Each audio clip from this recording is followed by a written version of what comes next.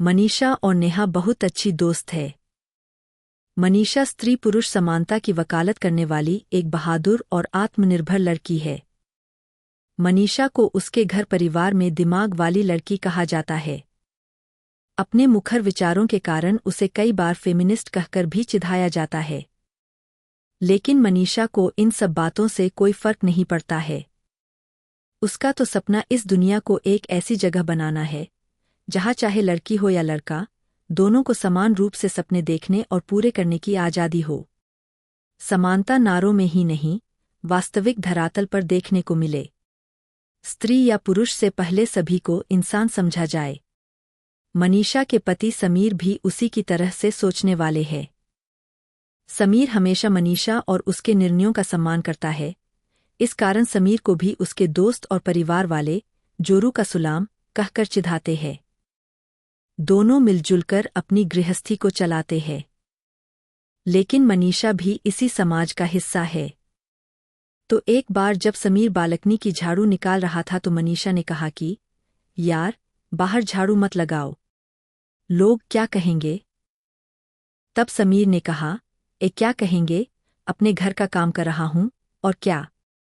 जब तुम बाहर काम करने जाती हो तब कुछ नहीं कहते तो मेरे अपने घर का काम करने से क्यों कुछ कहेंगे।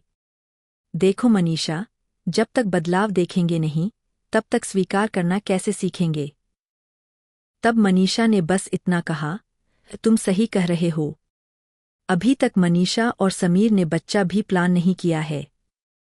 समीर का कहना है कि तुम तो बच्चे के लिए तैयार हो, लेकिन थोड़ा सा वक्त मुझे और चाहिए ताकि मैं भी बच्चे को संभाल सकूं।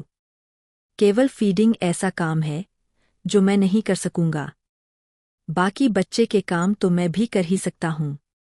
तुम जब ऑफिस टूर पर जाओ तो बच्चे को मैं ही तो रखूंगा। नेहा ने अपनी इसी सबसे अच्छी दोस्त से कॉफी शॉप में मिलने का प्लान किया है।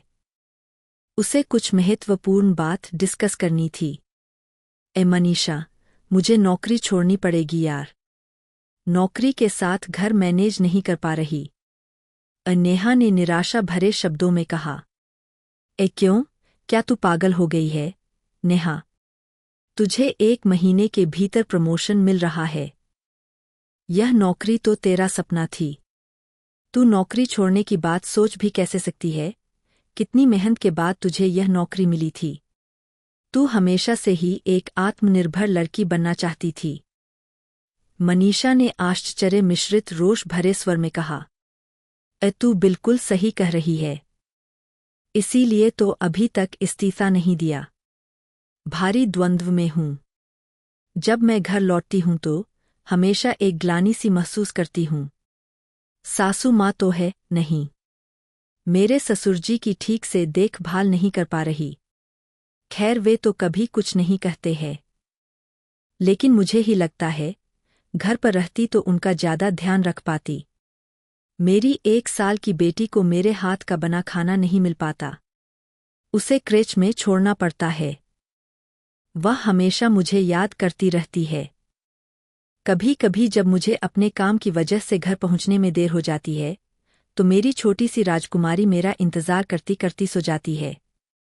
मैं स्वयं को अपराधी महसूस करती हूँ। नेहा ने अपने द्वंद्व और अपराध बोध के बारे में मनीषा को बताया। ओह, तू भी डाटेली गिल्ट से गुजर रही है। नौकरी छोड़ना इस समस्या का समाधान नहीं है। नौकरी छोड़ने से तेरी समस्या और बढ़ जाएगी। कुछ समय बाद तेरी बेटी बड़ी हो जाएगी और फिर उसकी अपनी दुनिया होगी।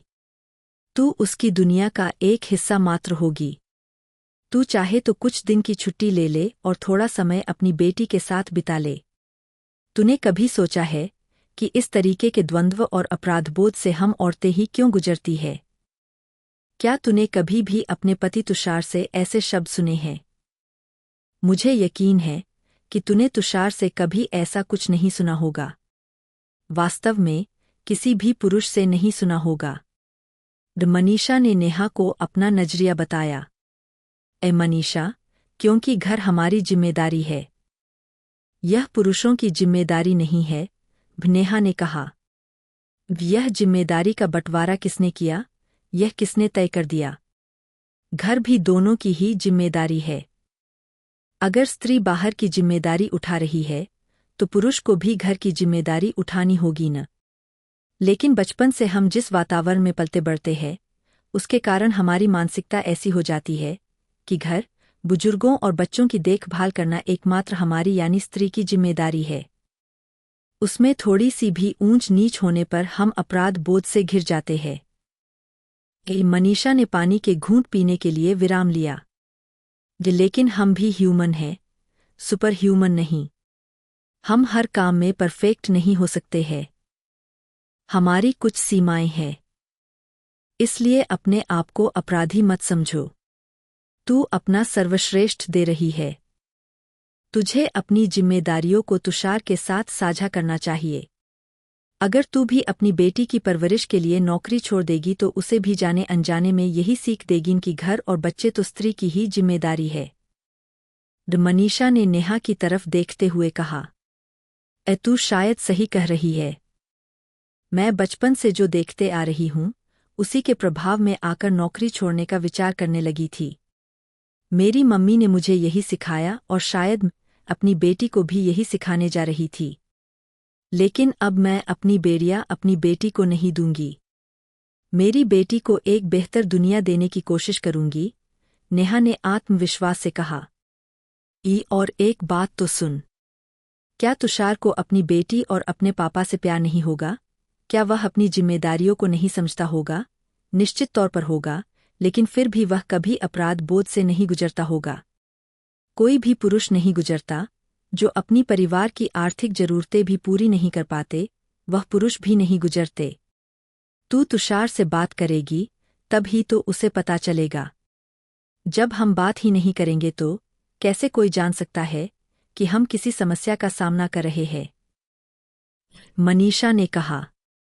हाँ, तू सही कह रही है। हम कभी अपने मन की बात बताते नहीं हैं। सोचते हैं कि पति अपने आप समझ जाएंगे। अगर बता दे तो कई समस्याएं सुलझ जाए। नेहा ने कहा। अगर आपको ये कहानी पसंद आए तो प्लीज़ लाइक, शेयर और सब्सक्राइब जरूर करें।